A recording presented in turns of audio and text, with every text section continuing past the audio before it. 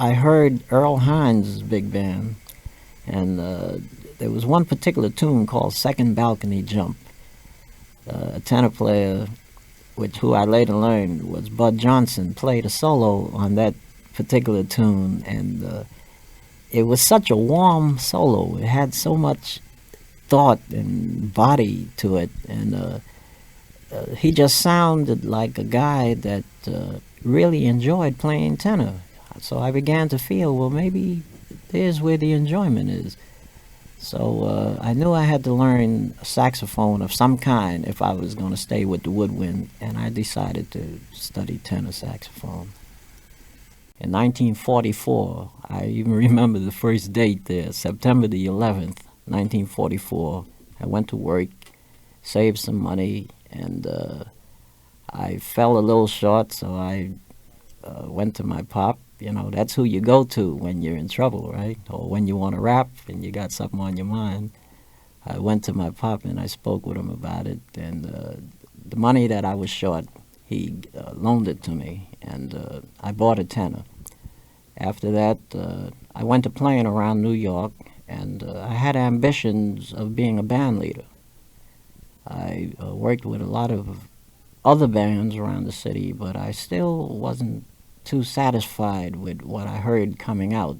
Just like I said, you have to have ability to exploit the musicians in your group, where you bring out the best in them. You bring out the ultimate in their talent. And I had a bunch of guys that had an awful lot of confidence in me. And we played around New York, parts of the Bronx, Brooklyn, Long Island, Jersey, Connecticut, and we had a very exciting group. We opened up a spot. I don't know whether some of the people might remember this that are listening to the show, the Pepsi Cola Club, which was back in 1946. And I got many awards for contributing to social life in New York. And I got an awful lot of commendation for being a youngster that everyone felt I had great promise and I would make it. So tenor became the key to my getting to know what the outside world, what it had to offer me. So what was the name of that first band, your group? Percy France and the Esquires. And the Esquires. Right. All right. And I still use that name too. It just has something that represents class to me, you know, and musicians that know their thing, you know, prepared for what's happening. They come prepared to take care of business. Morris Lane was the first musician that I worked with that I would say was on a sure enough professional level. My first big-time gig when I got into the union, I worked the gig in the Elks Home on 129th Street, and Morris Lane was the tenor player beside me, besides a trumpet player. And I thought I was ready for the big time, you know, but as I went through the course of the night, it seemed like the gig would never end. The more I played, the more he'd play over me, you know. Well, he was a pro, and he really gave me a lesson that night. And after the gig was over, he told me, you know, Percy, I like the way you play. And he said, some of the things you're playing, they're not correct. But he says, I like the way you play because you play loud.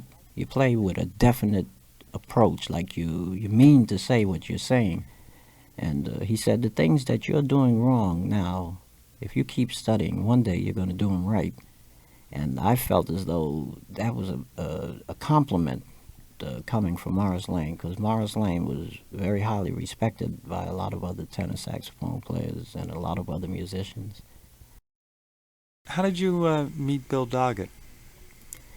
In 1950, I took 9 months to try to change some of my trends of thought.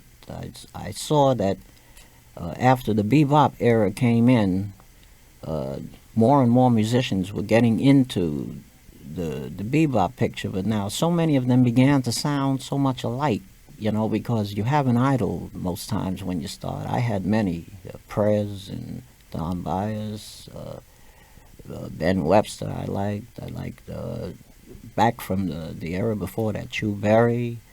I like each one for different reasons, you know. And I liked I Quebec, you know. He played in the rough and Yeah. expressive as he could be. I liked also some other tenor players that were working around New York, but never really did, you know, get a total play. And like I say, Morris Lane, I met him, and I began to feel like there was something that I needed to do that would make my thing a little more complete. So I took 9 months and tried to get a different conception going for myself and develop my tone to a fuller extent on the tenor. I had good tone on clarinet, but I tried to develop my tone on tenor where I would be able to use it upstairs and downstairs and to have it flow. And in 1951, I was unlucky to lose my baby brother. He died in 1950, and that was another reason why I just stopped playing, because he played trumpet. He was very talented musician, and I said, well, gee whiz, the Dorsey brothers taking care of business. Why couldn't they have brothers, you know, in the sepia side of the fence taking care of business, you see? So I said, well, maybe he and I, you know, maybe this was our calling, but God took him, and the Creator, he knows all, you know, you don't question his work. And after I lost him, in 1951, I came out of my shedding and I said, well, something has got to happen. I'm going to find that open door. And one night I went up to the Baby Grand, and this is where Bill Doggett was doing a single. I actually went up looking for someone else, and I went up and played a tune with him, and someone stuck a $20 bill in the bell of my horn. They came up after we finished playing. I think I played Flying Home, the old standby, and then we played some blues. And Doggett came out after the set, and he told me he liked the way I sound, and he'd like me to consider maybe traveling if I, you know, wanted to go on the road. And I just happened to like the way he played and the way he talked. So 2 weeks later, we were getting ready to pack our bags, and this is how it happened. I had 5 good years with Bill Doggett. I've met quite a few musicians that were awfully talented and maybe some ahead of their time. And I remember during the time I traveled with the very wonderful Bill Doggett, Hammond organ Bill Doggett, I had a very rare experience in Annapolis, Maryland, to run into a guy that played a trumpet. Eager-looking youngster, but very cool, very together. And he stood on the side and he listened to us perform, and he came up to Doggett and said, listen, Bill, think I could play a few with you? I like the way the group sounds. And Bill said, yeah, why not? Some musicians, you can tell, they just have an approach that tell you that there's something professional about them. You're willing to take a chance. There are times that you run into guys that are not really ready, but they have the enthusiasm. But Clifford didn't strike me like that. He struck me as a guy that really knew where he was headed. And he sat in with the group, and I told Bill, I said, you know, Bill, he's going to be great.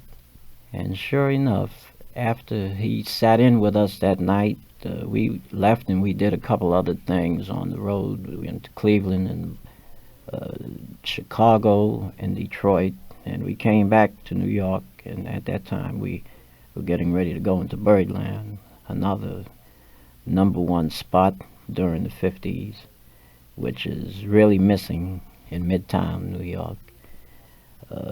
I happened to hear that Clifford had come to New York, and he had all the musicians talking about him. He just had such a warm, intimate sound interpretation about the thing that he did with his trumpet.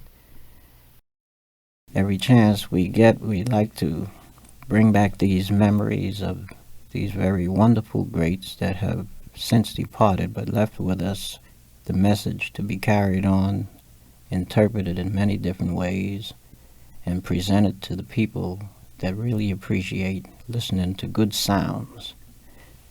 Mr. Max Roach, who also play an instrument that at times I get the impression that his drums also have notes.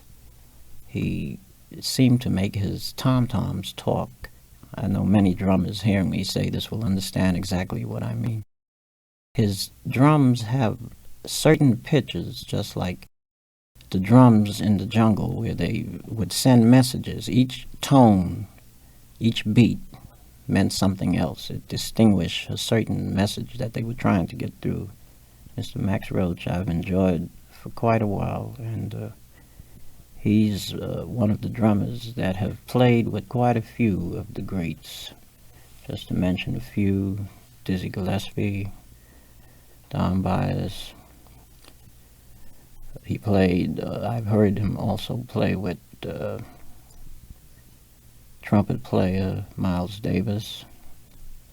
I heard him with quite a few bands that he actually gave the band a sound, and he's got a different type of swing, but very precise and very precisioned. And he also had one of the talents that all musicians don't have. They know how to exploit musicians, not to the point that they exploit them to bring out the worst in them or try to take advantage of their talents, but to bring out the talent that they have that they themselves might not be able to bring to the forefront. And Mr. Max Roach had this talent, and we thank him so much, and we thank the Creator for being able to bless us with an able gentleman that had the insight to help to make Clifford Brown one of the great stars that he was. As you learn to appreciate jazz and as you begin to recognize the things that have you like it and the reason why it sounds good to you, you begin to notice certain things and certain sounds that musicians bring to the forefront. They begin to get a means of being identified, and this helps you to recognize what it is that you like about them. J.C. Hurd, in my estimation, was also a very good drummer. We have so many musicians that are so talented, and when you think about it, a musician's life is comparatively short, just like sports. Musicians and professionals, their lives are very short-lived, and I hope the day will come when we begin to appreciate talent when it's here and not after it's gone. This is usually the way it happens. Great artists, great composers, great scientists, great playwrights, professional people, creators, usually don't get the praise that's really due them while they're here. I hope the day will come that we become a little more sensitive as to giving tributes to those that have this unlimited talent and they contribute so much to the public.